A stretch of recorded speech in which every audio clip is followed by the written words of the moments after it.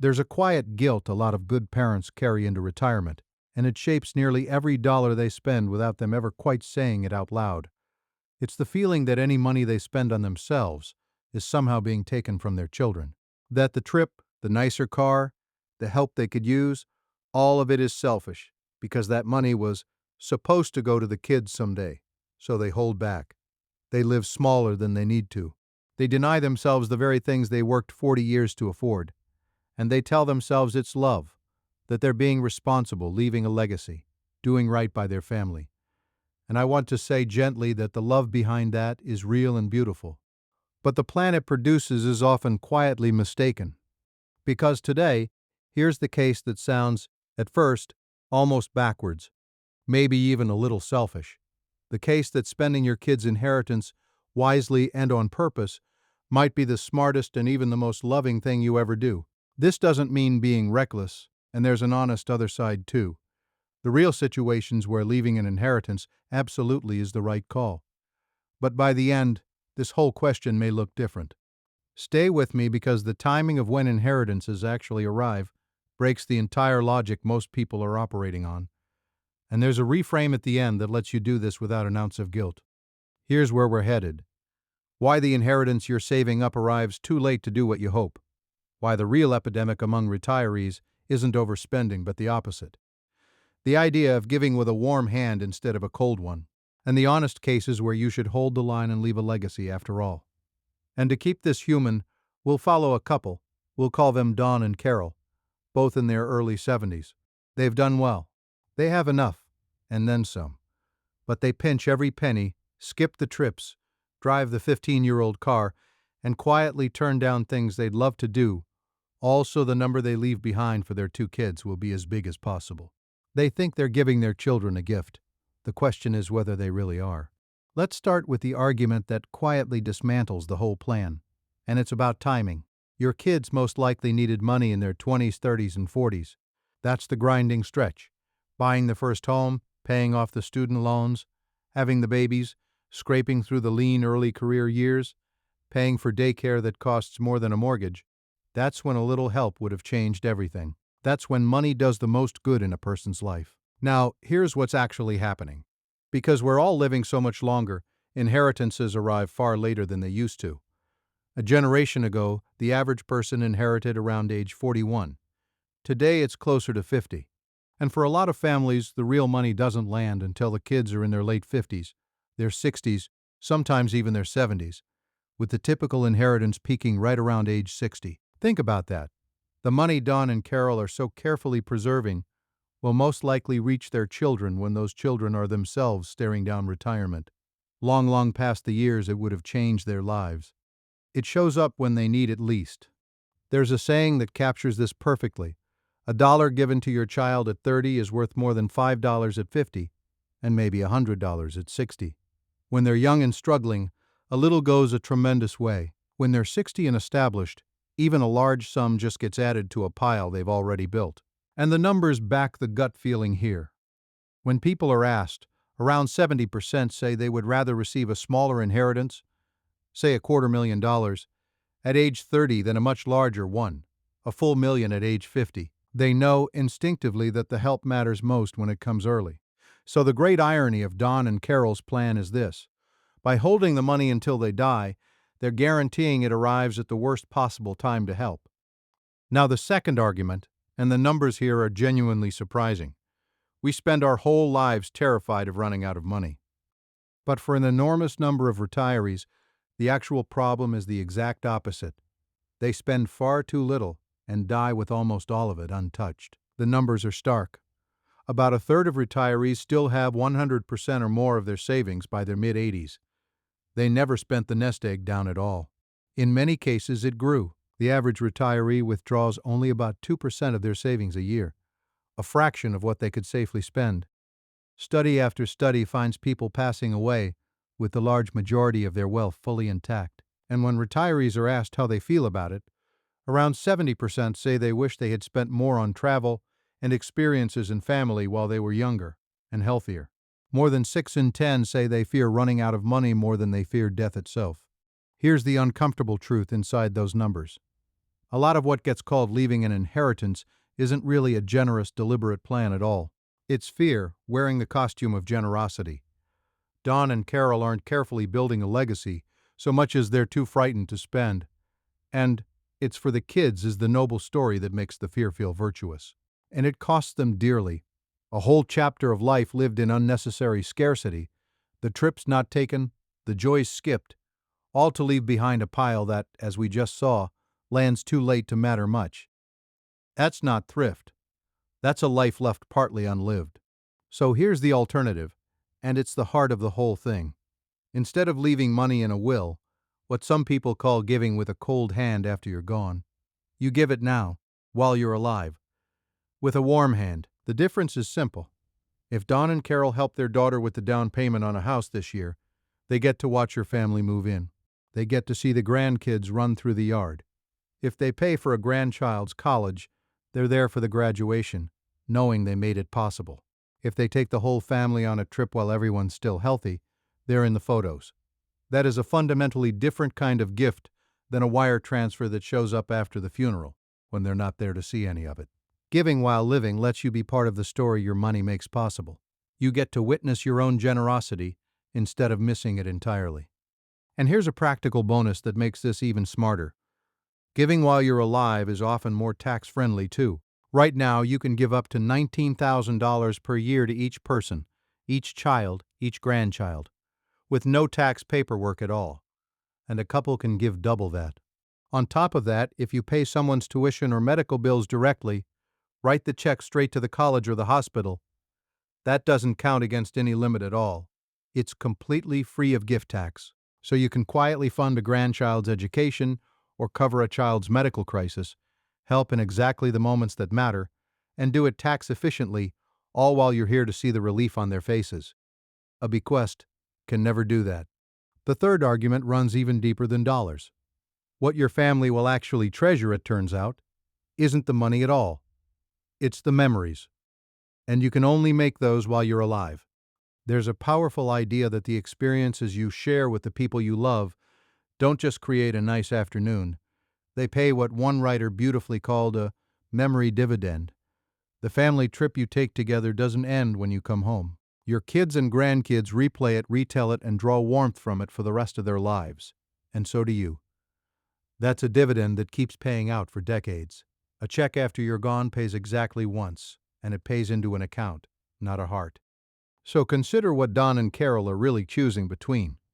On one hand, a larger number on a bank statement that their 60-year-old kids will receive after the funeral. On the other, a decade of gathered holidays, shared trips, and ordinary time together, being present, being known, making the memories their grandchildren will carry their whole lives. Spending money on your family while you're here, and yes, on yourself, in the good years while your health holds, very often creates something far more valuable than anything you could leave behind. Ask anyone who's lost a parent what they'd give for one more trip, one more ordinary day.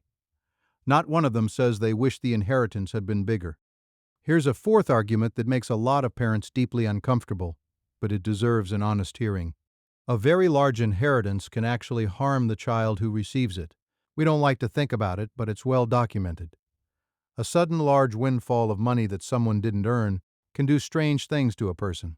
It can sap their drive and their sense of purpose. It can breed a quiet entitlement. It can become the thing siblings fight over and never recover from. And it can simply be squandered. There's a reason so many estate lawyers steer families toward arrangements that release money slowly, because they've watched young heirs burn through a lifetime of savings in just a few years. Some of the wealthiest, most thoughtful people alive have come to exactly this conclusion. The famous investor who's worth tens of billions has said, repeatedly, that he intends to leave his children enough that they can do anything, but not so much that they can do nothing. Enough to give them a soft landing and open doors. Not so much that it removes the very thing that gives a life its shape, the need to build something of your own. For a lot of families, the most loving gift isn't the biggest possible pile. It's enough, paired with values, paired with opportunity, paired with the dignity of letting your kids author their own story. More than that can quietly do them harm in the name of love. And the fifth argument is maybe the simplest and the truest of all. If your children were being honest, really honest, most of them would tell you they'd rather you spent it. They'd rather you lived well, enjoyed what you earned, and stuck around healthy and happy than that you scrimped and suffered to leave them a bigger check. The guilt that drives all that self-denial is, very often, entirely self-imposed. Your kids aren't standing at the door with their hands out, resenting the trip you took. Most of them are quietly wishing you'd take more of them. What they actually want is you, your time, your presence, your stories, you at the table for as many years as possible. That's the inheritance they'll treasure, and it's the one thing a bank account can never hold. And here's a piece that flips the whole guilt on its head. Spending money on yourself in retirement is often a gift to your kids, not a theft from them. When you pay for your own quality care, your own help around the house, your own health and safety, you are sparing your children the enormous physical, emotional, and financial weight of caring for a parent who didn't plan for it. In fact, when people are asked what leaving a legacy means to them, a huge share, especially those over 55, say it means covering their own end-of-life costs so they're not a burden on their family. That's a profound reframe. Using your money to take care of yourself isn't the opposite of providing for your kids. It is providing for them. Now, I promised you honesty, and that means I have to push back on my own argument, because spend your kids' inheritance can absolutely be taken too far, and for some families, it's flat wrong. First and most important, this never, ever means be reckless. It does not mean blow through your savings and hope for the best. Retirement is genuinely expensive and genuinely long. People are living into their late 80s and 90s, and a single serious health event or a few years of long-term care can run $300,000 or $400,000. That's a real reason many careful parents leave less than their kids expected. Not mismanagement, just the honest cost of a long life. So everything I've said lives inside one firm rule: spend and give, intentionally, within a sound plan that protects you for a long life, and for the care you might need. This is deliberate spending, not throwing caution to the wind. And part of having a sound retirement plan is understanding how your money is positioned in the first place. For many Americans over 50, most of their retirement savings are tied to the stock market, and we all know how unpredictable that can feel, especially when you're trying to make that money last for the rest of your life. That's why some retirees look beyond just stocks, bonds, mutual funds, and real estate. One option people often don't realize exists is a gold IRA. Basically, it lets you hold physical gold coins and bars inside a retirement account, with many of the same tax advantages people associate with a traditional IRA. Now, that doesn't mean gold is magic. It just comes back to the same old wisdom: don't put everything in one basket.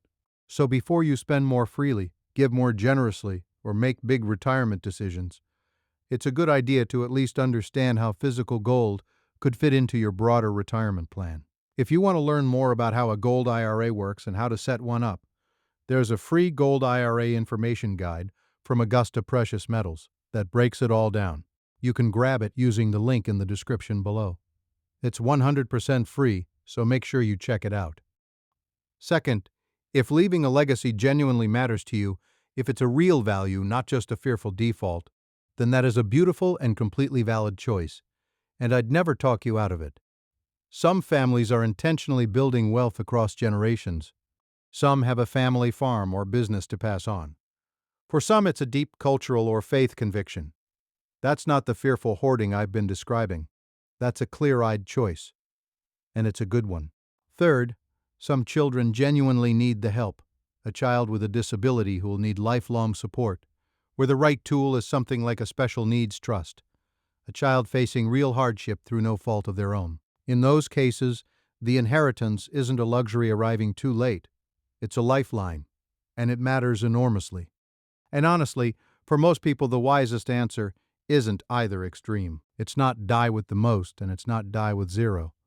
It's a balance. Live well, give generously while you're alive to enjoy it, and still leave something meaningful behind, wrapped in memories and values. The point was never to spend it all. The point is to choose on purpose, instead of letting fear and guilt quietly make the choice for you. And the single best way to get this right? Talk to your kids. Have the honest conversation. You may be stunned by what they actually want for you. So, let me give you the reframe that dissolves the guilt we started with. Spending what you earned is not stealing from your children. Let that old story go. The most loving financial plan you can build is not the one that maximizes the check they get at your funeral. It's the one that lets you live the life you worked for. Give generously to your family while you're here to witness the joy of it. Help them in the years they actually need it. Take care of yourself so you're never a burden.